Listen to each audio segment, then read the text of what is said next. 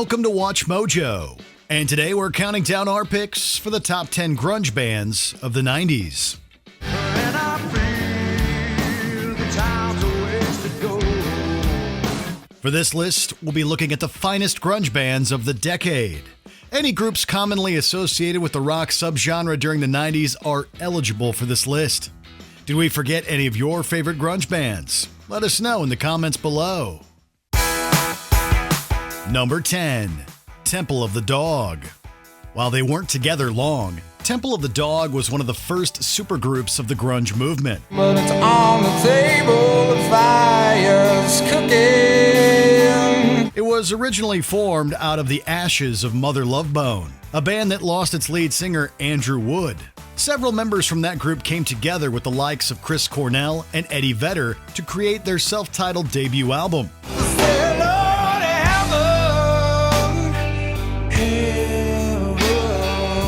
It was their only record, but the music is delivered with pure intensity. Many people remember them from their signature track, Hunger Strike, featuring the dueling vocal styles of rock greats Cornell and Vedder. Out of the tragedy of Wood's death, this musical team created something to stand the test of time and deliver a surge of hard rock. I'm going hungry. Number 9, Silverchair. Hailing from Australia, Silverchair was among a wave of bands that expanded grunge beyond the United States. No more maybes. Your baby's got rabies. They appeared in the middle of the decade with albums like Frog Stomp and Freak Show. Mixing a variety of alternative rock influences, the group excelled with singles like Tomorrow.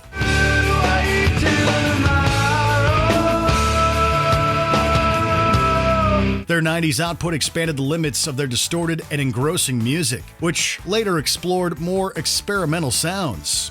Silverchair definitely had their heyday in the late 20th century and helped influence the Australian musical landscape. Even if they were considered secondary to the big four of grunge, their three 90s releases deserve another listen.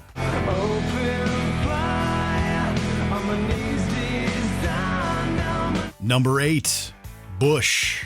British band Bush is another example of an international act capitalizing on the grunge movement.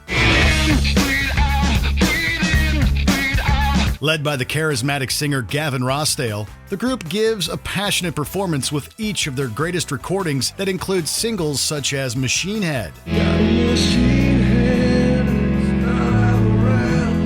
Their debut album, 16 Stone, received immediate praise and positive notice for its tracks like Glycerine.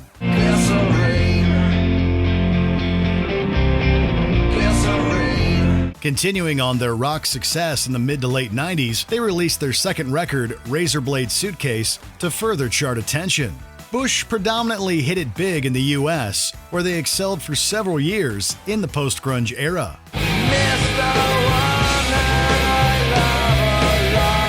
Number 7, Screaming Trees. From their start in the 80s, Screaming Trees emerged from the burgeoning Washington rock scene that set the template for grunge.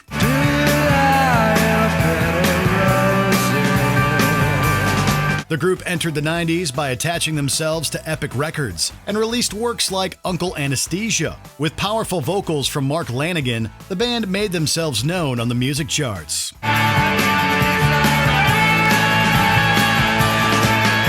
Lanegan's versatile talents brought further attention to the act with his solo work. Their subsequent releases, Sweet Oblivion and Dust, allowed them to infuse elements related to psychedelic rock.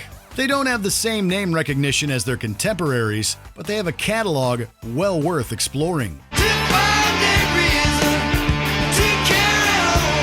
Number 6, Stone Temple Pilots. Many 90s rock fans remember Stone Temple Pilots as fondly as they do the most successful grunge bands. Scott Weiland's sometimes underrated vocal abilities bring a deep and resonant tone to each track. With great guitar parts and riffs, the group worked best with energetic grooves such as the ones found in Vaseline.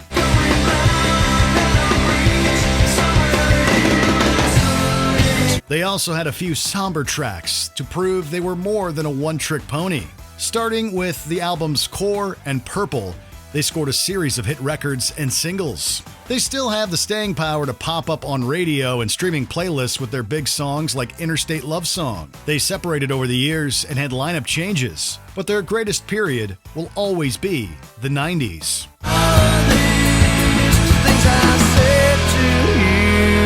Number 5. Mudhoney.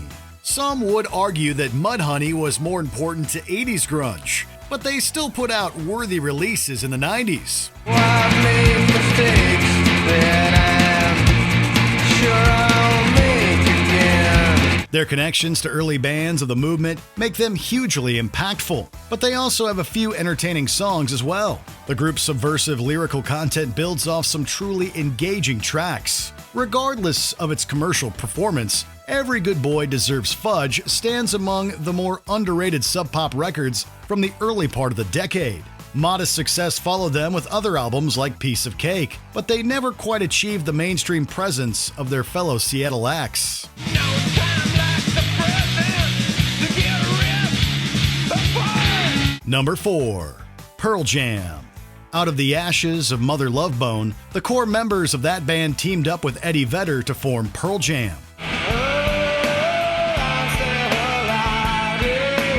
Their album 10 ranks consistently among the greatest releases in grunge history. Through the success of that album and its many singles, the group excelled through the 90s as one of the most consistent alternative rock acts. Even though odds are like butterflies. A collection of diehard fans followed them through the years and brought a special energy to their live shows. Beyond their work on record, the band also took on Ticketmaster in an attempt to cut out the middleman in music. With Vedder at the helm, the musicians always maintain their integrity and carry the flag as one of the few surviving grunge acts. Don't call me darling, not be true. Number 3. Soundgarden. Arguably the most successful band that came out of the early days of grunge, Soundgarden built up a lauded reputation in Seattle long before their major label success. I'm gonna bring my rusty cage. Their breakthrough record, Bad Motorfinger, established them as one of the heaviest groups in the genre. Rounding out a fearsome group, the late Chris Cornell's inimitable range earned him a title as one of the greatest singers in alternative music.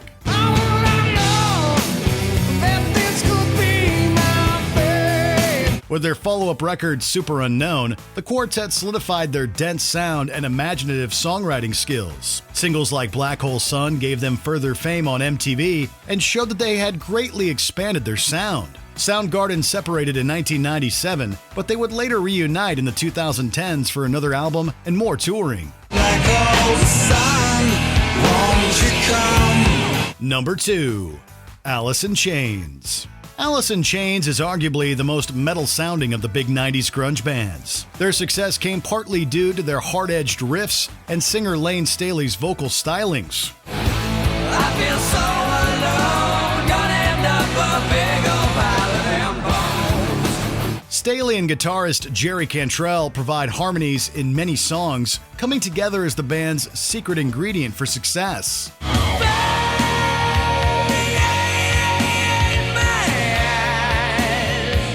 This doesn't even count the underrated drum abilities of their drummer Sean Kinney. Developing their sound in the late 80s, the group hit the ground running with their 1990 debut, Facelift. Their 90s releases saw increasing fame and critical notice until their singer's drug use took him away from music. Some argue they were never the same after their self-titled album in 1995, but their ongoing legacy remains unquestioned.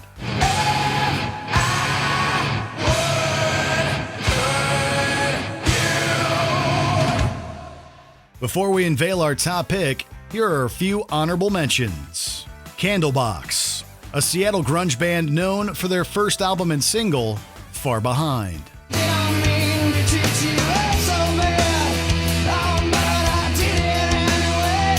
Sponge. The mid-90s grunge act rode the coattails of the movement with their album, Rotting Pinata.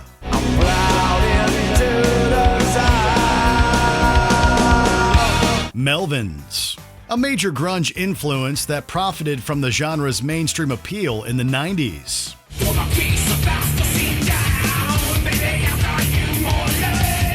L7.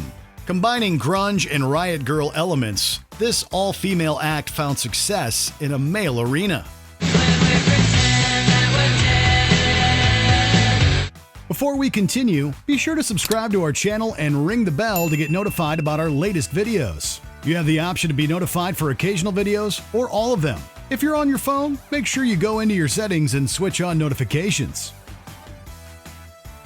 Number 1. Nirvana.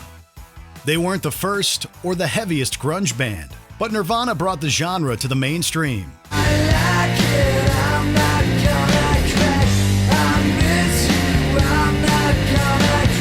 Nirvana also changed the course of popular music as they ushered in a sea of change with their album Nevermind. Kurt Cobain's personal songwriting made him a poet for Generation X, providing anthems like Smells Like Teen Spirit that felt like a complete reset for rock.